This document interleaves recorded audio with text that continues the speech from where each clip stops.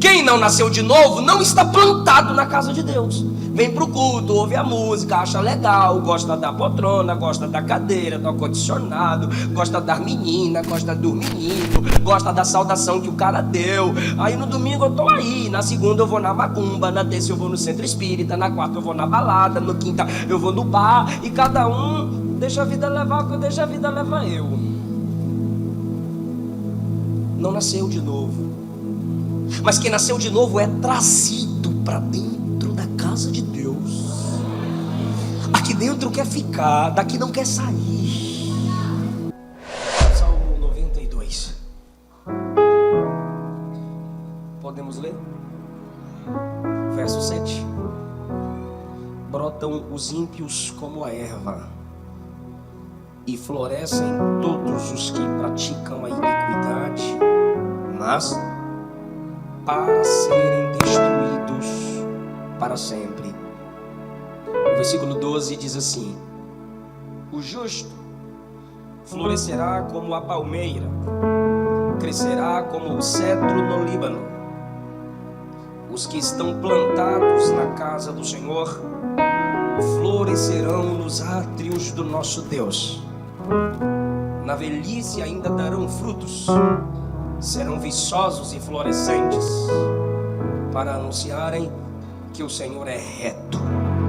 Ele é a minha rocha e nele não há injustiça.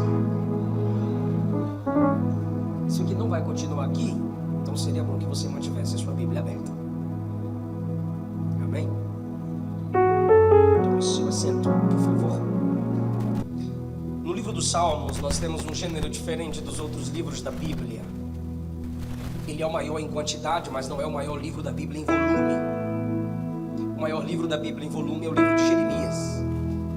Em quantidade é o livro dos Salmos. Nós temos os livros históricos, onde Deus fala acerca dos homens. Nós temos os livros proféticos, onde Deus fala com os homens. E temos o livro dos Salmos, onde os homens falam com Deus. Temos os evangelhos, onde é Cristo falando, Deus encarnado falando entre os homens. Nas cartas, nós temos o Espírito falando à igreja que é formada de homens e mulheres. Eu digo homens e mulheres, primeiro por causa da chatice do feminismo. Essas mulheres feministas, feias, fedorentas. Quando a Bíblia usa a expressão homem, ela está generalizando a humanidade a partir do nome Adão, que significa humano. Nos Salmos, os homens falam com Deus. No Salmo 92, há um cântico para Deus congregacional. É o cântico para o dia de sábado, que era o dia de culto do judeu. Era o dia da reflexão deles. E nesse dia de reflexão, o salmista mostra que é prazeroso louvar a Deus. Ele diz que é bom cantar. Versículo 1. E para nós, debaixo da nova aliança, temos um dia especial onde, por mais de uma vez, nos dedicamos ao culto, que é o domingo. O verso 2 tem um preâmbulo, um anúncio desse dia, dizendo que de manhã é bom anunciar a benignidade de Deus, como à noite anunciar a fidelidade dele. É o estilo do culto cristão, o domingo pela manhã e o domingo à noite. Como ele é um salmista, geralmente tocavam instrumentos de cordas, ele passa a elogiar os instrumentos no culto. A partir do verso 3, sobre um instrumento de 10 cordas, sobre a harpa, sobre o saltério, com som solene, especial, louvarei ao Senhor. Aqui cabe uma pergunta, ou uma outra pergunta. Por que cantar? O verso 1 diz, porque é bom. E por que vocês cantam? O verso 4 diz: porque é Ele que nos alegra.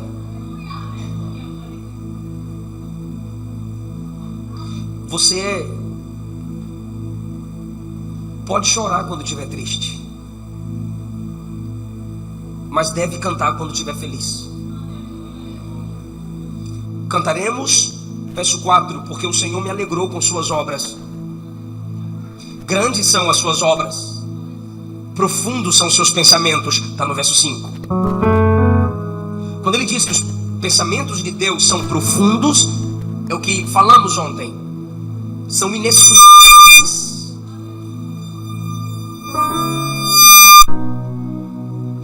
O verso 5, louvando a sabedoria de Deus, ele diz que os pensamentos de Deus são profundos, são ricos, são maravilhosos. No verso 6 ele vai falar sobre o homem natural, aquele que não nasceu pela influência espiritual do Espírito. Ele diz assim: o homem brutal nada sabe. Enquanto o nosso Deus é um Deus profundo em pensamentos, quem não tem conexão com esse Deus, de nada sabe. O louco não entende isso. Isso o quê? Que é bom louvar, que é bom se alegrar na presença de Deus. Quem não faz isso, conforme o verso 6, é porque não pensa, não é inteligente ao ponto de refletir sobre o valor do louvor. E agora, mais uma vez, enquanto louva a Deus, o salmista vai falar sobre os ímpios, porque os salmos são teológicos. Esses ímpios que nada pensam, nada entendem, e sobre o louvor a Deus não refletem, não são apenas brutais como os animais. Eles brotam como erva, ou seja, são muitos. Eles brotam como ervas. Segundo, são indesejados. Sem que você deseje, tem. Se pudéssemos, só tínhamos na igreja santos, na igreja visível, numa congregação local. Mas infelizmente sempre detectamos ímpios. São ervas. Eles brotam como erva. E ele continua: e eles florescem. Eles brotam rápido como ervas. Eles se desenvolvem em qualquer lugar. A árvore não dá no teto de uma casa, mas ervas, pragas, ervas daninhas, sim, vai subindo pelos muros, cresce no buraquinho no canto da casa, grudam nos telhados de eternite com facilidade. Existem, crescem aos montes, florescem. Para onde você olha estão as ervas, como para onde você olha estão os ímpios. Mas falando sobre os ímpios, ele diz: florescem para serem destruídos para sempre. Os ímpios florescem como ervas para um propósito, para serem destruídos. Porque toda erva, ou ela é arrancada, ou ela é facilmente levada pelo vento, ou ela é pisada, ou ela é queimada pelo sol. O caminho do ímpio, que não tem raízes em Deus, é como a erva, vai ser destruído. É o que a Bíblia está deixando claro. Porque eles crescem como ervas, rápido, porque se multiplicam rápido, porque não tem raízes. Quem não tem raiz não tem firmeza, não tem estrutura, não tem profundidade, não tem de onde extrair vida. Assim são os ímpios. Depois que ele fala sobre os ímpios, semelhante a ervas que não têm raiz, que ninguém planta, ninguém chama, eles se oferecem. Ele fala sobre os justos. Ele fala sobre os crentes. E o que ele fala sobre os crentes? Verso 12: o justo florescerá como a palmeira. enquanto os ímpios vão crescer como erva, do nada, em qualquer lugar, de modo indesejável, sem raiz, sem profundidade, sem firmeza e com propósito de serem destruídos, os justos, os salvos, florescem como a palmeira. É uma planta, é uma árvore que tem firmeza, diferente da erva. Passa o vento, a erva é arrastada, mas com a palmeira não, irmão. O vento vem, ela se dobra, vai lá no chão, mas quando o vento passa, ela levanta de novo. Nessa comparação entre justos e ímpios, ele diz que os ímpios se destruirão como ervas, mas a igreja enfrentará os ventos como a palmeira. Ele ainda diz que os justos florescerão como o cedro no Líbano, lugar de pouca terra e muita rocha, porque as raízes dos cedros no Líbano vão se aprofundando até se firmarem em rochas. As raízes dos cedros no Líbano abraçam as rochas. E a mesma coisa acontece quando o vento forte vem. Ela enverga, mas se levanta de novo. O crente erva, o que parece ser, mas não é, em suas provações caem e ficam caídos. Mas os justos em Deus, mesmo que caiam, não ficarão prostrados. Mesmo que se abatam, não serão destruídos. Alguém está entendendo essa palavra? É uma comparação introdutória, mas eu quero fixar-me a partir do versículo 13. Os que estão plantados na casa do Senhor florescerão nos átrios do nosso Deus. Talvez soe estranho para você o plantio numa casa e o florescimento no átrio, um lugar de maior intimidade. Por que ele não diz assim, os plantados no jardim do Senhor? Mas ele diz, os plantados na casa do Senhor. É porque ele fala a partir de seu tempo. Ele fala a partir da imagem que ele tem diante de seus olhos. Tem como colocar aquela imagem que eu pedi? Olha lá. As casas eram assim no tempo de Davi. Um jardim no meio. Era uma casa com 4 paredes, um quadrilátero. As 4 partes da casa, frente, lados e fundo, e o meio aberto para o céu. E ali o dono do estabelecimento plantava árvores.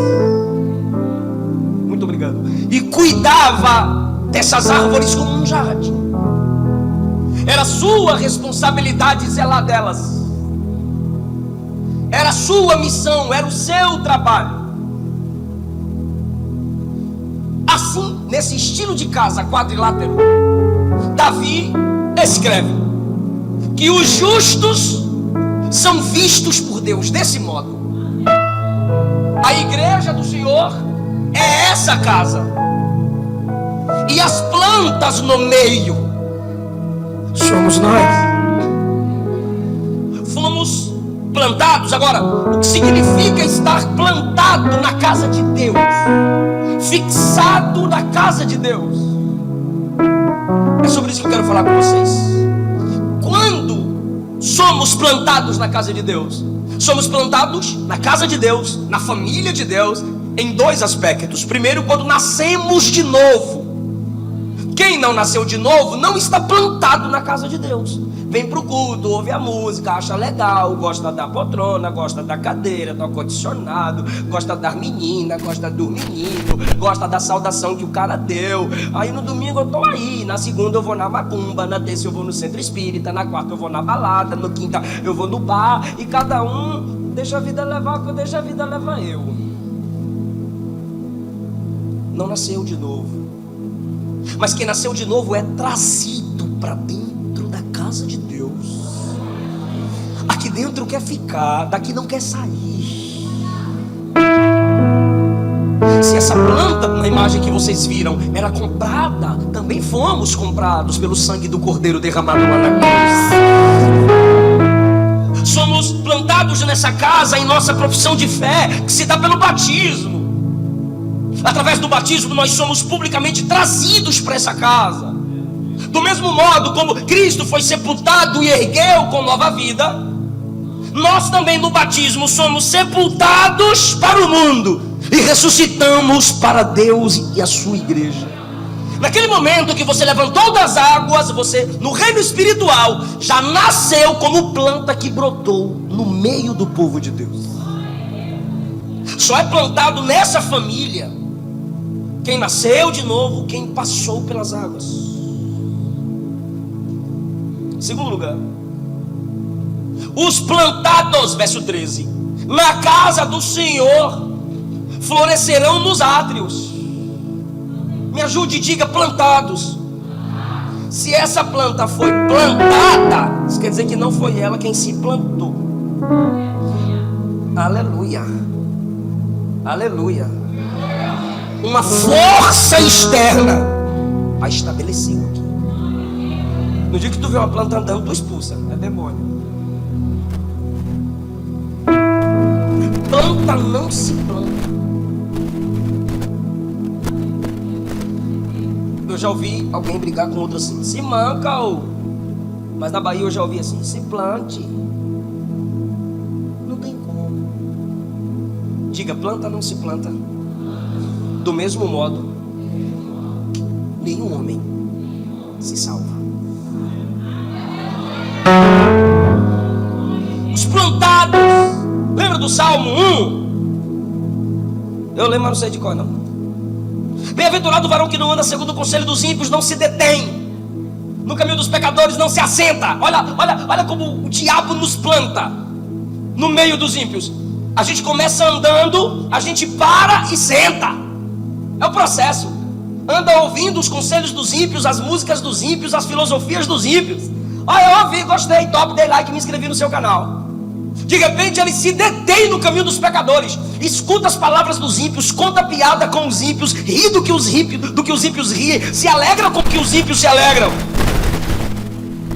e se assenta na roda dos escarnecedores. Agora ele faz parte dos zombadores dos crentes, faz parte dos escarnecedores de pastores. Aí ele diz: o justo não faz isso. Antes, verso 2, tem seu prazer na lei do Senhor. Ou seja, antes de se levar pelos ímpios, ele tem prazer na lei de Deus. Antes de andar, parar e sentar, ele já está ocupado demais, andando, parando e sentando para ouvir a palavra, para se alimentar da palavra. O crente que faz isso, verso 3, será como árvore plantada. Não foi você quem se plantou aqui, foi ele quem te plantou aqui. Não foi você quem saiu do mundo, foi ele quem te arrancou do mundo. Jesus disse assim: não foi você que me escolheu, fui eu quem escolhi você. João escreveu: nós o amamos porque ele nos amou. Tudo que fazemos é resultado da graça dele em nós. Quem pode adorar a Jesus por isso? Por isso ele disse em João 15: sem mim nada podeis fazer. A graça que te atraiu para o evangelho através da pregação é a mesma graça que te sustenta na presença dele.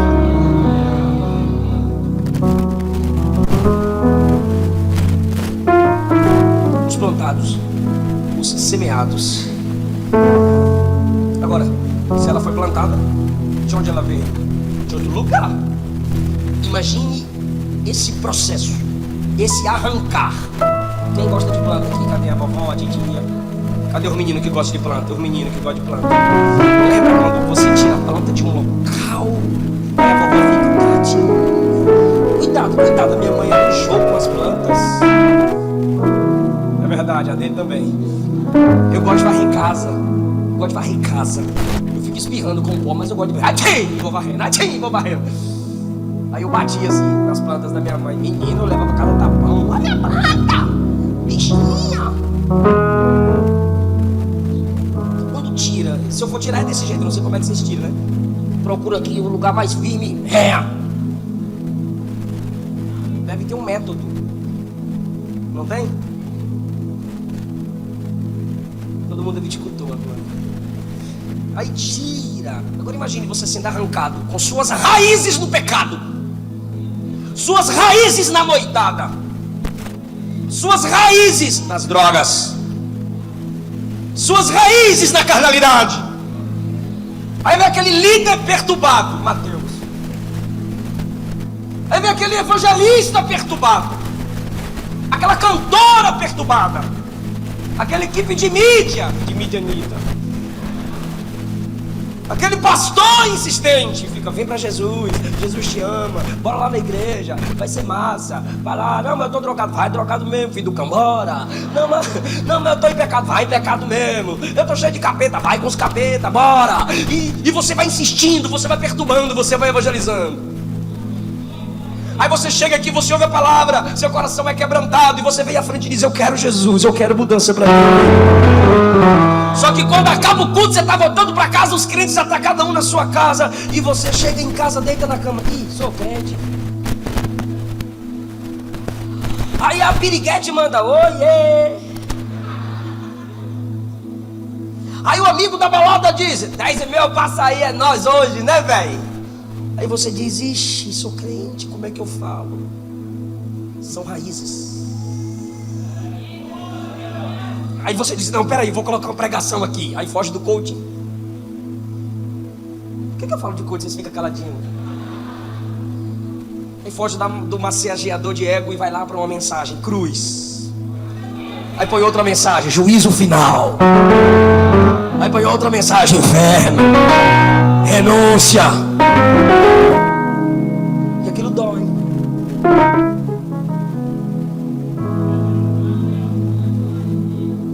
Agostinho era um imoral, grande teólogo africano, imoral, da badalação.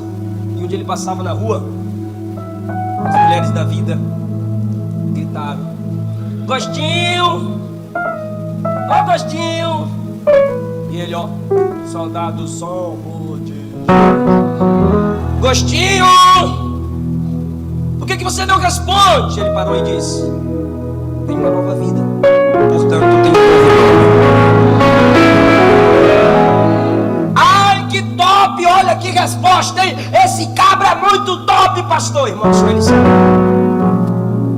o processo. Porque arrancar uma raiz não é fácil. É por isso que você não vê pelas suas próprias forças. Ele tem poder de te arrancar. Não adianta. Eu vim aqui dizer para o mundo espiritual, para a sua fé. E o mundo espiritual está ouvindo isso aqui. Está cheio de demônio aqui ao redor, querendo perturbar o culto da gente. Então eu digo ao mundo espiritual e aos santos de Deus aqui, não adianta. A carne é forte, o mundo espiritual é forte, mas a graça é mais poderosa. Ele vai arrancar as nossas raízes desse jardim mundano e vai nos transplantar no jardim do seu amor, na sua presença. Então liberta-me de mim, eu quero ser a sua casa. Eu sei, eu venço.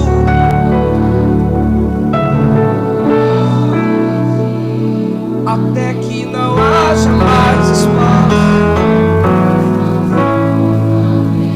na tua casa, na tua presença.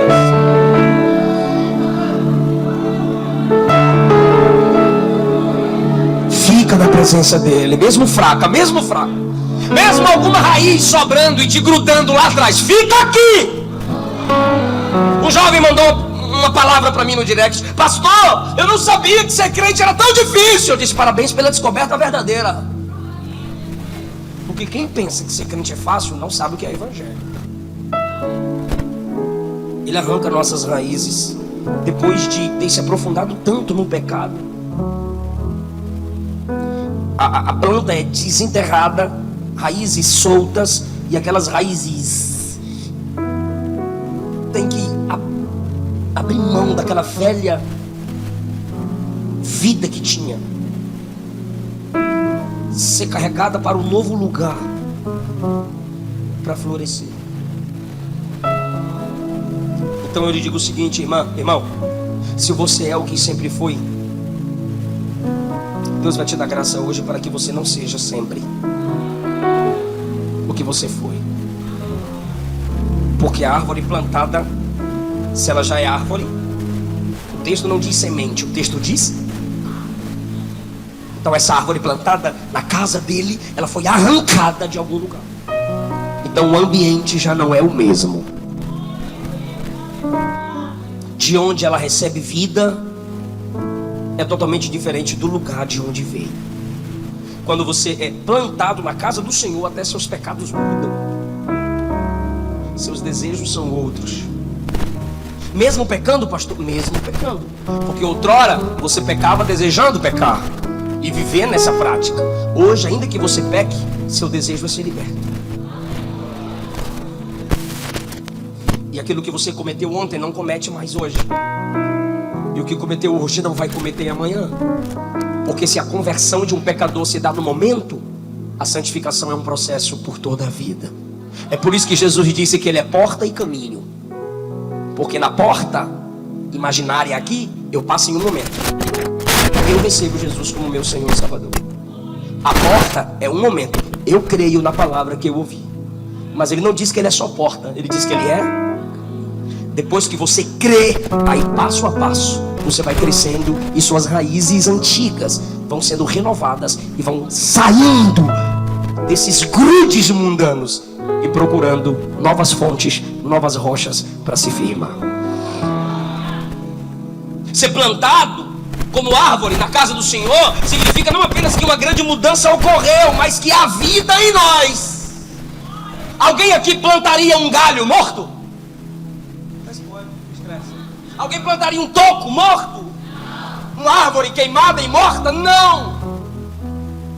Só se planta árvores vivas.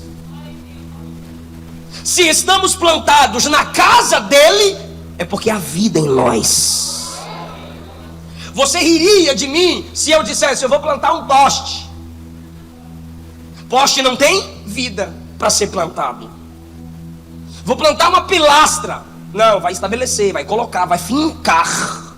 Plantar é estabelecer num local aquilo que tem vida. Se você está plantado na casa de Deus, há vida em você.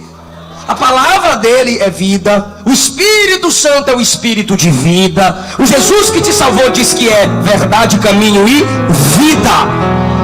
Toda morte espiritual está anulada da sua vida, do seu caráter, do seu ministério, porque você é árvore plantada.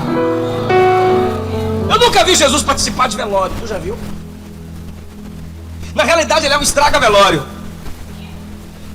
Ele chega na casa de Jairo, o povo está lá. Tudo para receber dinheiro de Jairo. Aí Jesus disse: para que tanta alvoroço? A menina está dormindo. Jesus estragou o velório. Ainda disse assim: ó, vai para casa todo mundo. Só vai ficar eu, o pai, a mãe, Pedro, Tiago e João. Chega na menina e diz: menina, levanta, ressuscita. A menina ressuscitou. Jesus não permanece em ambiente de morte. Lembra do filho da viúva de Naim? A multidão vinha chorando. Ele parou a multidão, olhou para a mãe: por que você está chorando? Era para ela dizer: olha para o caixão. Imagine. Mas não, ele diz: por que choras? Não temas. Ele não toca no menino, ele toca no caixão. Menino, levanta. Por que ele toca no caixão e manda o rapaz levantar? Porque quando ele quer me dar vida, às vezes ele nem toca em mim. Ele é tão poderoso que ele toca no ambiente.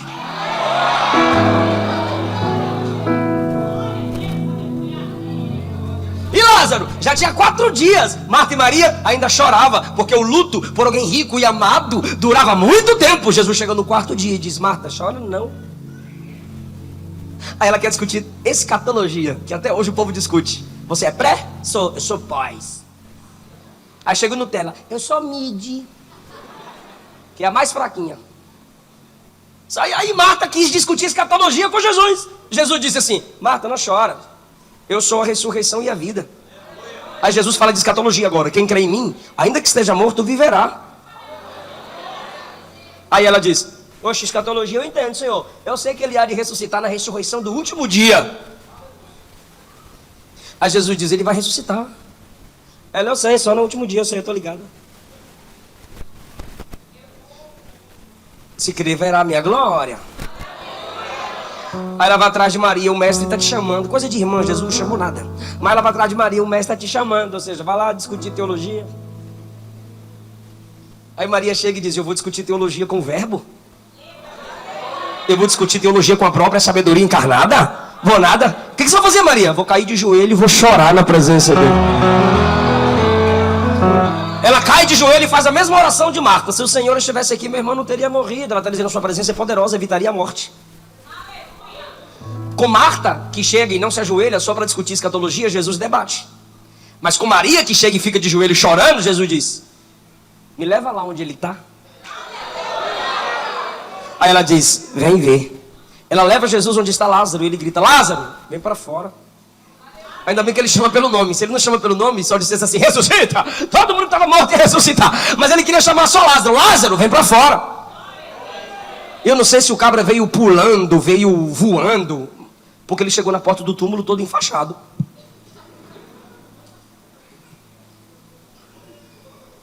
Mas Jesus nunca participou de velório. Jesus não participa de culto fúnebre.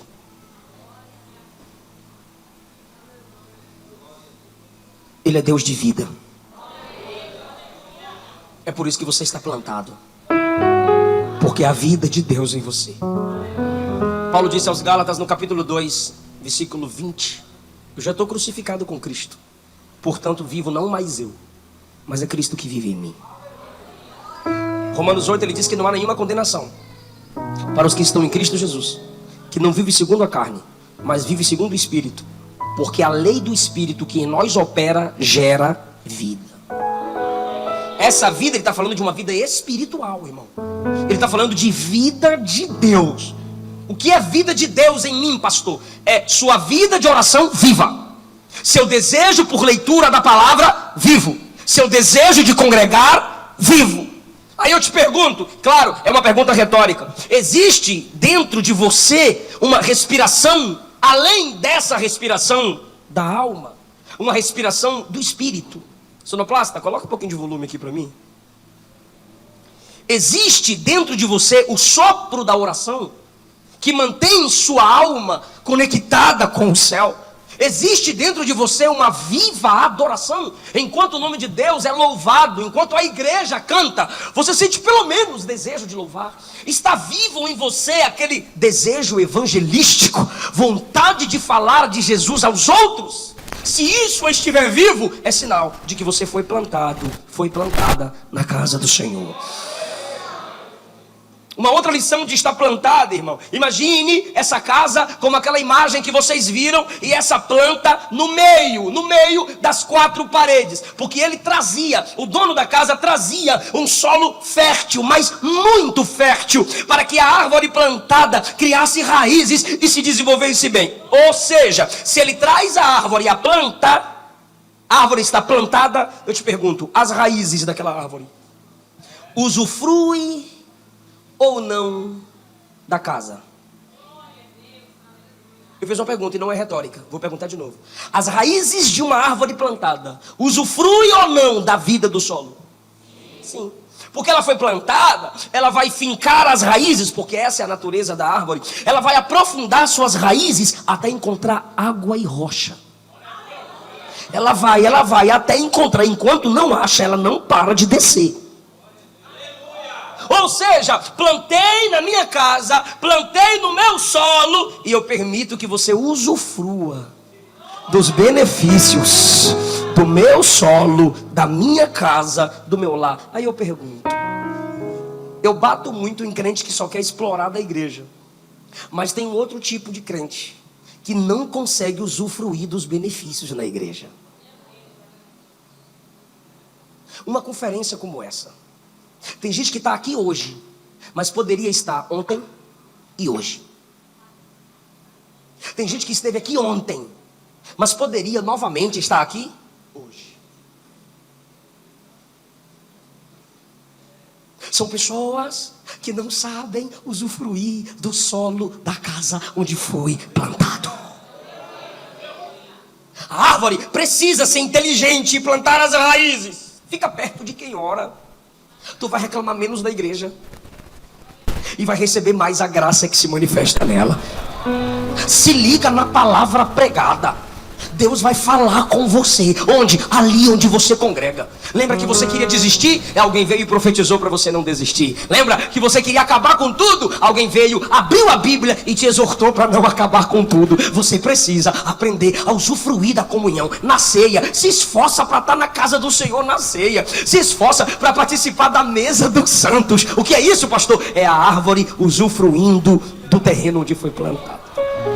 Eu tenho uma igreja para congregar, eu tenho irmãos com quem eu possa contar, mas o meu individualismo, a minha falta de confiança, não me deixa usufruir do ambiente que Deus me estabeleceu.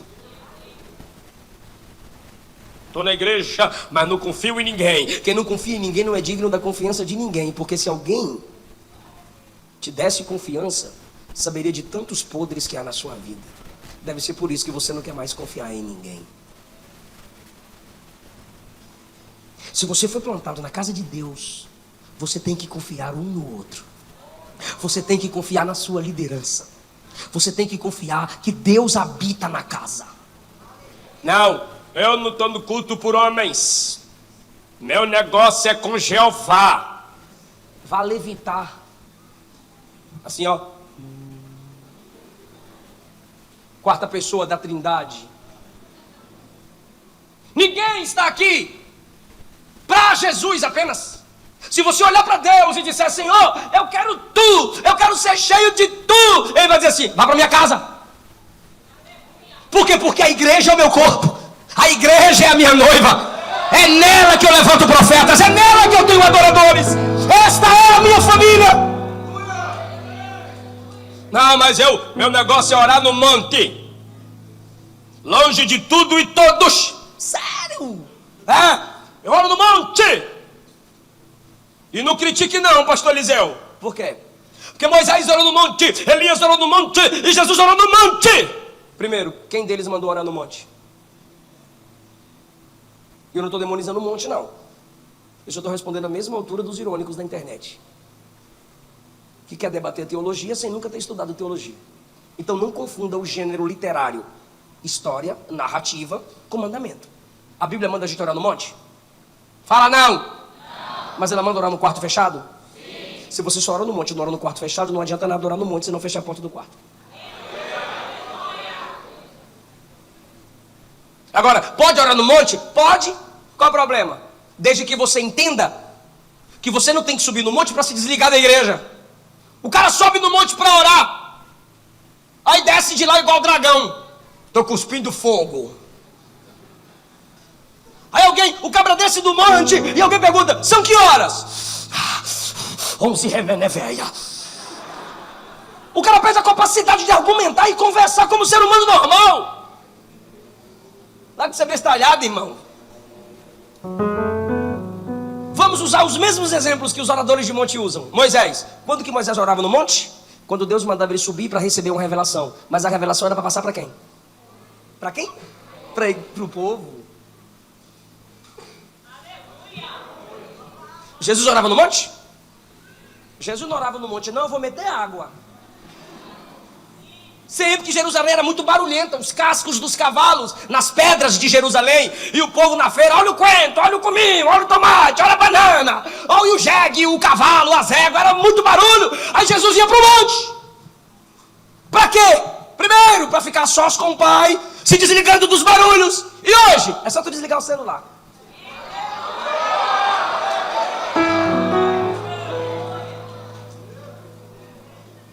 Mas não é pecado orar no monte, não. Tu só não pode tirar onda com a gente que não ora. Jesus, um exemplo só, Mateus 14, mandou os discípulos atravessarem e ele ficou orando no monte. Quando deu madrugada, ele desceu do monte e foi andando sobre as águas para encontrar com quem? Com os discípulos. Santidade que te isola não é santificação, é satanização. Quem foi plantado aqui é para usufruir da comunhão aqui. Você tem amigo? Eu tenho amigos. Você tem irmãos? Eu tenho irmãos. Você tem quem te ajude? Eu tenho quem me ajude. Não confia em ninguém. Hoje é todo mundo invejoso. É todo mundo puxando o tapete do outro. Então tu congrega onde? Com Satanás? Ou é tu que é o próprio demônio? Quem diz que não tem amigo, talvez não é amigo de ninguém. Então, pra que eu olho pra minha esposa e digo: amor, vou ficar no escritório de meia-noite às 4. Ela já sabe. Eu vou orar, eu vou estudar, eu vou me consagrar. Pra quê? Pra no outro dia eu estar em comunhão com os meus irmãos, com a palavra viva, ungida, pra edificá-los. Pra que os músicos têm que vir à igreja ensaiar? Pra tocar de modo organizado, pra não atrapalhar o louvor da igreja. Você percebe que a igreja funciona um pensando no outro? Por quê? Que o pastor tem que se preparar para pregar, se preparar para aconselhar, pensando na igreja. Aí só tu, que não presta para ninguém, ninguém presta para tu. Tu é o bichão mesmo. Se humilha para usufruir do solo onde você foi plantado. Eu estou sentindo a presença de Jesus aqui, irmão. A Bíblia diz que nós temos que exortar uns aos outros. Então tem coisa que você... Vou orar para Deus levantar um profeta para envergonhar aquela vaza. Não! Tribulosa. Chega lá na vaza. Abre as escrituras para ela. As irmãs mais velhas. As irmãs casadas. As irmãs experientes. As mestras na fé. Para de ser fofoqueira. E vai abrir a Bíblia para exortar as jovens. Os irmãos mais velhos, parem de ficar falando dos problemas dos meninos, das fraquezas dos meninos. Abra a Bíblia e os exorte a se fortalecerem em Deus. Porque nós estamos na igreja para um edificar o outro.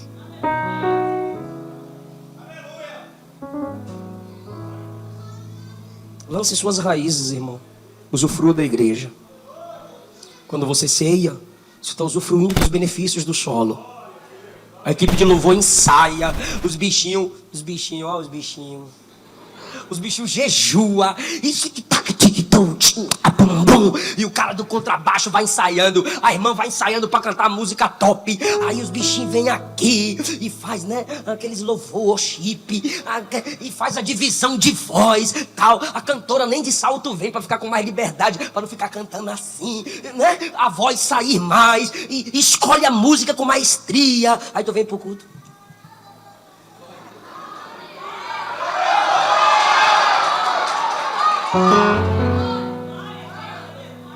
Ah, que eu não sei cantar, a letra tá ali.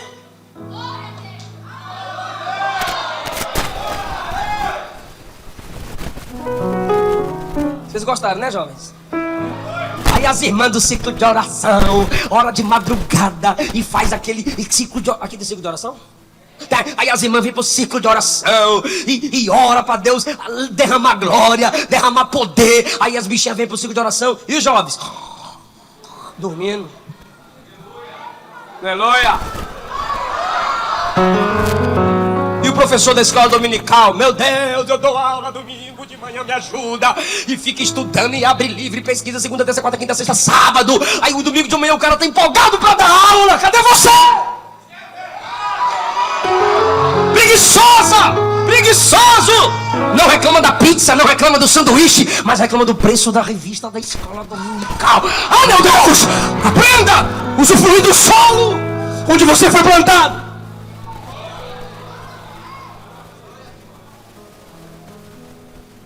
Eu voto ainda aqui.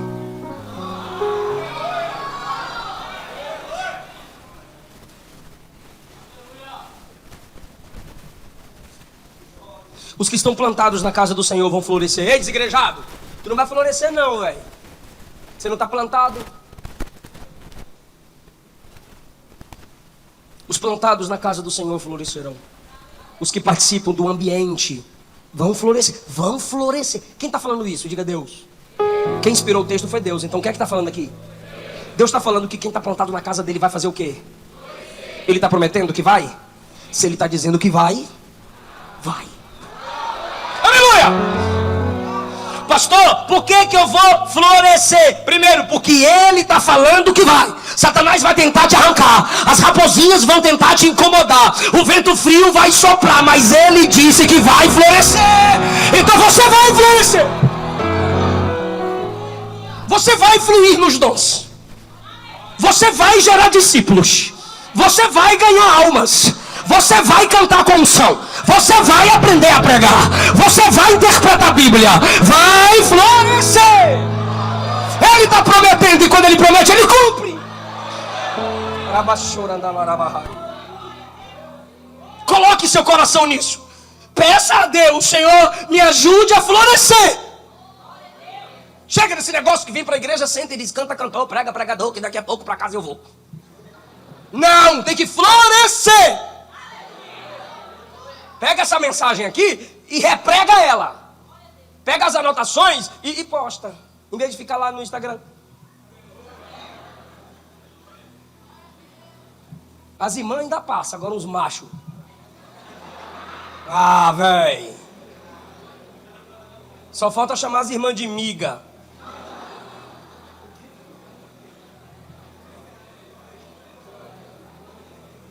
Pega o esboço da mensagem. Eu tenho 2.600.000 seguidores no Instagram. Então eu sei do que eu estou falando. Coloca assim, ó.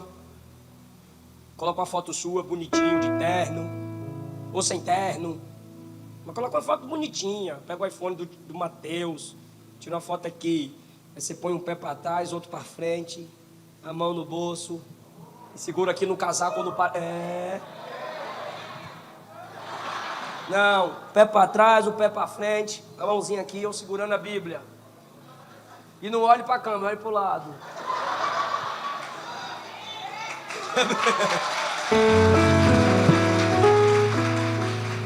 Fez a foto? Fiz. Coloca lá, varão. Primeiro. O com a bolinha lá. Primeiro. Segundo. Terceiro. Numeração chama atenção. Não coloca um textão assim, brrr, igual a Luana faz.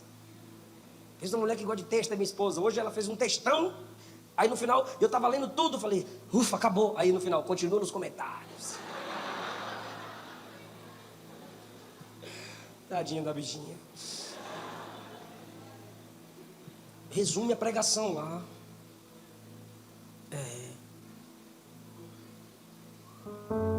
Se você, irmã, só posta foto de piricrente, você só vai atrair cara safado. Aí pode até ter alguém lá que se interesse por você. Mas se interessou por quê? Porque você só posta foto de piricrente. E sempre tem um corpo mais bonito que o seu. Se você conquista pela carne você será trocada. Porque a sua pele vai murchar. E ele vai encontrar uma que a pele não está murcha.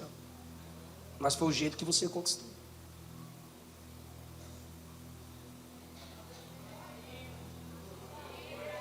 Os plantados florescerão, na velhice darão frutos, serão viçosos e florescentes, para anunciarem que o Senhor é reto. Para pregar, é isso que ele está falando. Você vai florescer para pregar. Eu estou encerrando, escute isso. Salmo 92, 7. Os ímpios brotam como erva para serem destruídos. Diga, os ímpios brotam como ervas para serem destruídos. Agora diga, o justo que está plantado floresce para anunciar que Deus é bom. Então os ímpios florescem como erva para ser destruído. O crente floresce como árvores plantadas para gerar edificação. Olha essa promessa, irmão. Na velhice ainda darão frutos. Deus não aposenta crente. Os nossos irmãos experientes, os idosos, os nossos pais na fé, irmão, tem muito para nos ensinar. Sabe por quê, irmão? Eu tenho 33 anos. Eu comecei com 5. Então eu estou pregando há quanto tempo? Há 28 anos pregando. 7 anos eu cumpri agendas. em congressos de crianças e adolescentes. Mas os nossos irmãos que envelheceram na presença de Deus, já tem 50 anos na presença dele. O que é 20 anos, 30 anos com quem já experimentou 50 anos da fidelidade de Deus?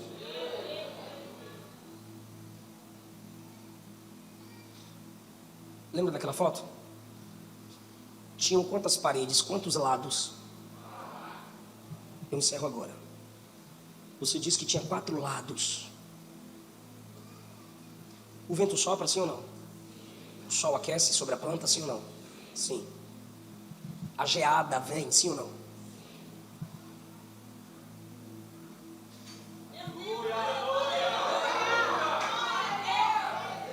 Está protegida, irmão.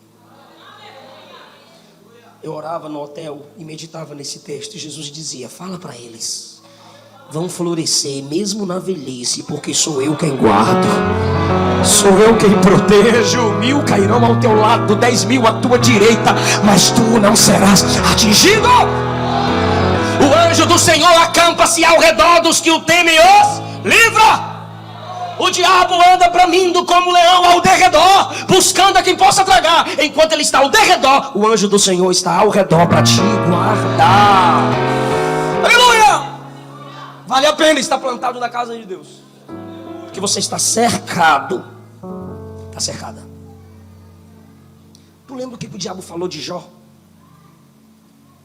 Depois eu pego. Olha o que o capeta falou.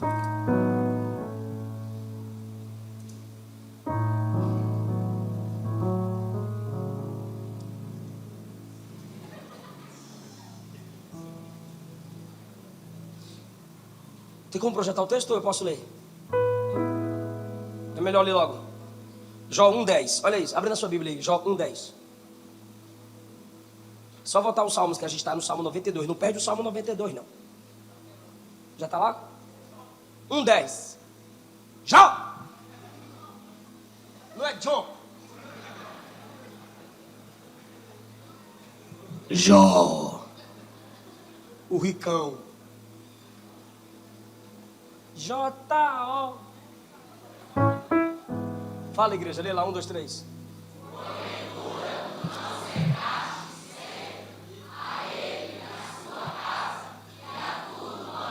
Parou! Vou perguntar só para os mais antigos. O que é SEB?